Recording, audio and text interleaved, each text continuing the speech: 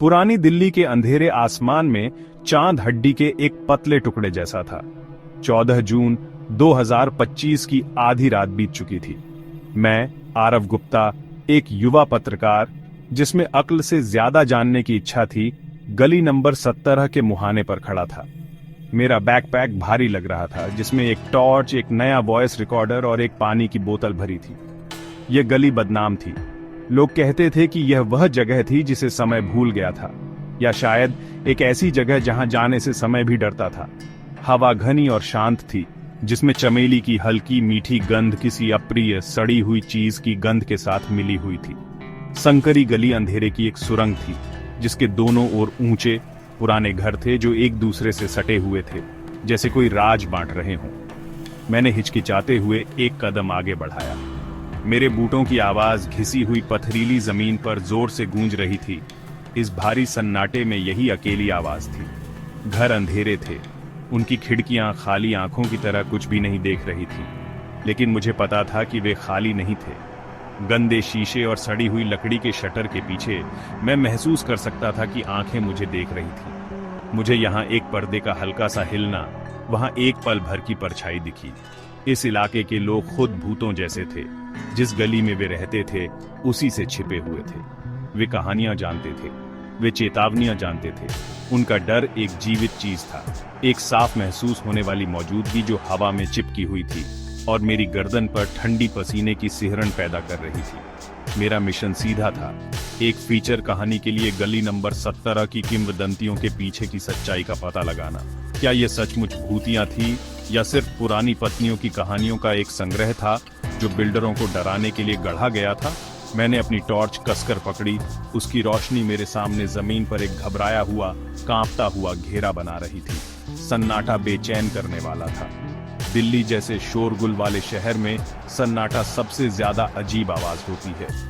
ऐसा लग रहा था जैसे पूरी दुनिया अपनी सांस रोके हुए थी, कुछ होने का इंतजार कर रही थी। मैं चलता रहा, गली में और अंदर। मेरा दिल मेरी पसलियों के खिलाफ एक तेज धड़कन कर रहा था, एक ढोल की आवाज जो अज्ञात में मेरी मूर्खतापूर्ण प्रगति को चिह्नित कर रही थी। जितना मैं आगे बढ़ा, हवा उतनी ही ठंडी होती गई। घर और ऊंचे होते गए, उनकी परछाइयां लंबी कंकाल जैसी उंगलियों की तरह फैल रही थीं, जो मुझे पकड़ने की कोशिश कर रही थी। मैंने अपनी टॉर्च उठाई। उसकी रोशनी ढहती दीवारों और बंद खिड़कियों पर नाच रही थी। एक पल के लिए मैंने एक चेहरा देखा, एक बच्चे का चेहरा, पीला और बड़ी आंखों वाला, एक पर्दे के पीछे से झांक रहा था और तुरंत गायब हो गया।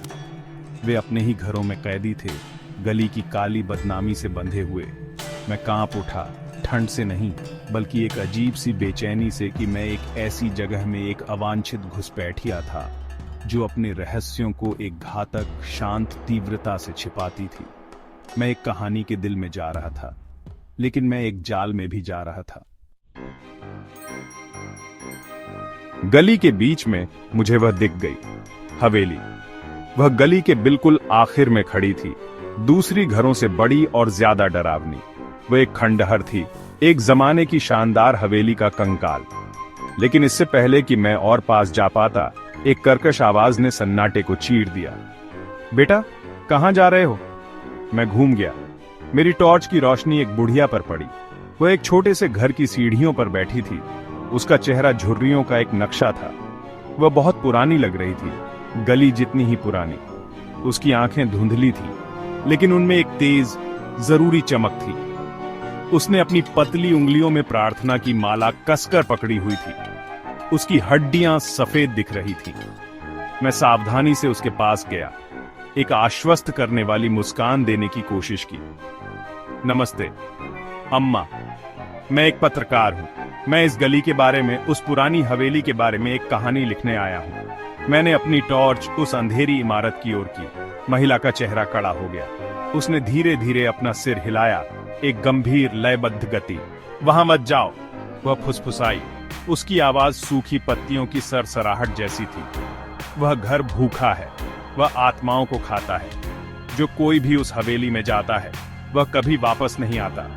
यह दुख की जगह है, एक ऐसी जगह जहां परछाइयों के चेहरे होते हैं और दीवारें तुम्हारा नाम फुसफुसाती हैं। अभी वापस मुड़ जाओ, जबकि तुम अभी भी कर सकते हो। उसकी चेतावनी कोई सुझाव नहीं थी। यह एक भविष्यवाणी जैसी लगी। उसके शब्द हवा में भारी और ठंडे लटके हुए थे। मुझे सुन लेना चाहिए था। मेरी हर प्रवृत्ति ने मुझे मुड़ने और इस अभागे जगह से भागने के लिए कहा, लेकिन मेरे अंदर का पत्रकार, वह हिस्सा जिसे सच्चाई और एक अच्छी कहानी की लालसा थी, ज्यादा मजबूत था। मैंने उसे एक सिर हिलाया, एक खामोश धन्यवाद, और हवेली की ओर अपनी चाल जारी रखी। मैं अपनी पीठ पर उसकी आंखों को महसूस कर सकता था। मेरी मूर्खतापूर्ण बहादुरी पर पुनर्विचार करने के लिए एक आखिरी हताश गुहार। हवेली और पास आ गई। ये क्षय का एक उत्कृष्ट नमूना थी।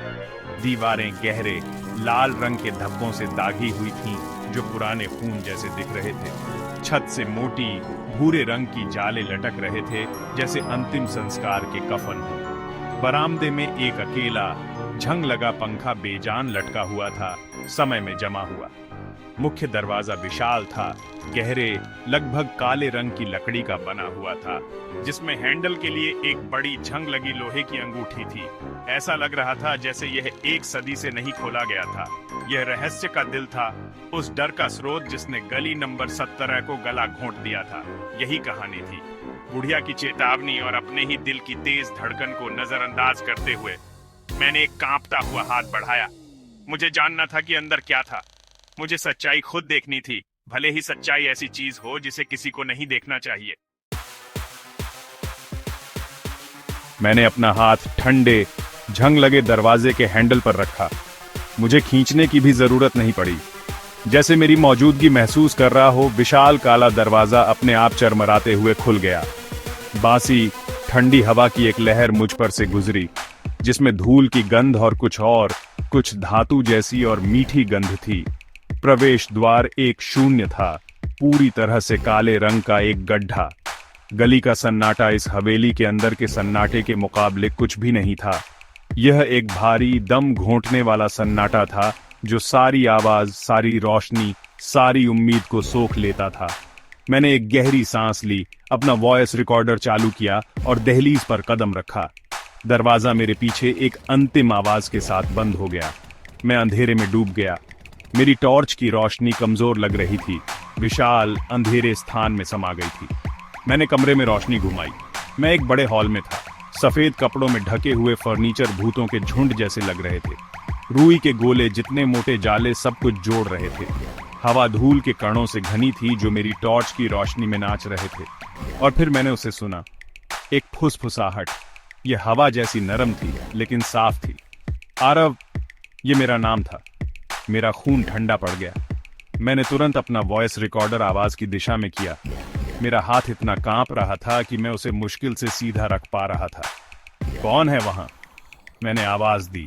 मेरी आवाज छोटी और नाजुक लग रही थी। जवाब में फिर से फुसफुसाहट आई, इस बार और पास, जैसे कोई मेरे कान के ठीक बगल में खड़ा हो। आरव। मेरा दिल फटने वाला था। मैं पीछे हट गया, जमीन पर किसी चीज से ठोकर खाकर। ठीक उसी पल मेरी टॉर्च टिमटिमाने लगी। वह चालू बंद एक भयानक स्ट्रोब प्रभाव पैदा कर रही थी। रोशनी की एक संक्षिप्त चमक में मैंने उसे देखा। एक आदमी कमरे के दूर कोने में खड़ा था। वह लंबा और पतला था, लेकिन उसका कोई चेहरा नहीं था। कोई आंखें नहीं, कोई नाक नहीं, कोई मुंह नहीं, बस त्वचा की एक चिकनी खाली सतह। और फिर भी किसी तरह असंभव रूप से वह मुस्कुरा रहा था। एक चीख मेरे गले में अटक गई। टॉर्च पूरी तरह से बंद हो गई। मुझे उस भयावह छवि के साथ पूरी तरह से अंधेरे में छोड़ दिया, जो मेरे दिमाग में छप गई थी। घबराहट हावी हो गई।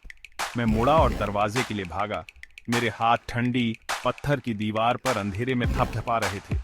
मुझे वह नहीं मिला। वह गायब हो गया था। फुसफुसाहटें फिर से शुरू हो गईं, लेकिन अब वे ज्यादा थीं, सभी दिशाओं से आ रही थीं। दीवारों से, फर्श से, छत से भूतियां आकृतियां निकलने लगीं। वे सभी बेचेहरे थे, सभी पुराने फटे हुए कपड़ों में थे, और वे सभी वही चौड़ी असंभव मुस्कान मुस्कुरा रहे थे, जैसे वे धीरे धीरे मेरी ओर बढ़ रहे थे। मुझे बाहर निकलना था।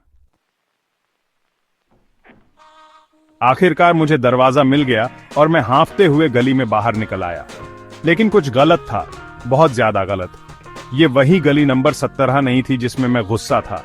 ऊपर का आसमान काला नहीं था, वह गहरा खून जैसा लाल था।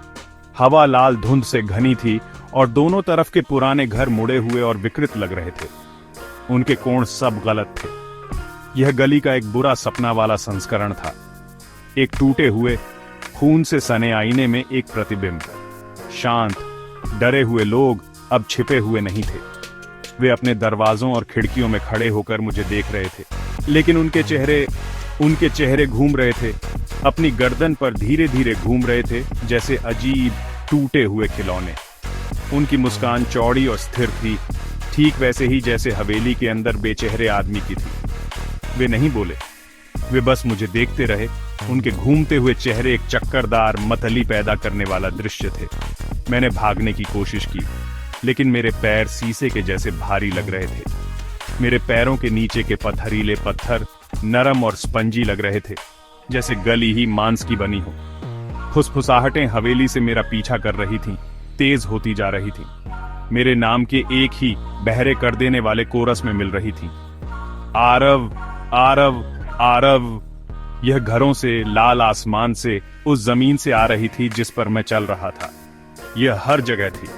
मैंने अपने कांपते हाथ में अब भी पकड़े हुए वॉइस रिकॉर्डर को टटोला। मैंने उसमें बोलने की कोशिश की, इस पागलपन को रिकॉर्ड करने के लिए, लेकिन केवल एक घुटी हुई सिसकी निकली। मेरी अपनी आवाज मुझे धोखा दे रही थी, कोरस में डूब गई थी। दुनिया झुकने और घूमने लगी, गली के निवासियों के भयानक चेहरों को दर्शाते हुए। मेरी नजर धुंधला गई, लाल धुंध और घनी होती गई, मुझे घेर लिया।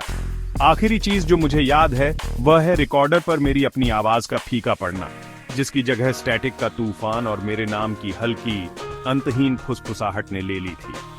मैं कहानी का हिस्सा बन रहा था, भूखी हवेली के लिए एक और आत्मा। मेरी आवाज एक फुसफुसाहट बन गई, फिर कुछ नहीं। रिकॉर्डर मेरे हाथ से गिर गया, उसकी लाल बत्ती एक बार चमकी और फिर बुझ गई। गली ने मुझे पूरा निगल लिया। अगले दिन स्थानीय अखबार के तीसरे पन्ने पर एक छोटा सा लेख छपा, जिसे सुबह के यात्रियों ने आसानी से नजरअंदाज कर दिया। इसके साथ एक मुस्कुराते हुए युवा व्यक्ति की धुंधली तस्वीर थी। शीर्षक छोटा और सरल था, एक डरावनी कहानी का एक शांत अंत। इसमें लिखा था, पत्रकार आरव गुप्ता पुरानी दिल्ली की बदनाम गली नंबर 17 का दौरा करने के बाद लापता। कहानी खत्म हो गई थी, या शायद ये अभी शुरू हुई थी।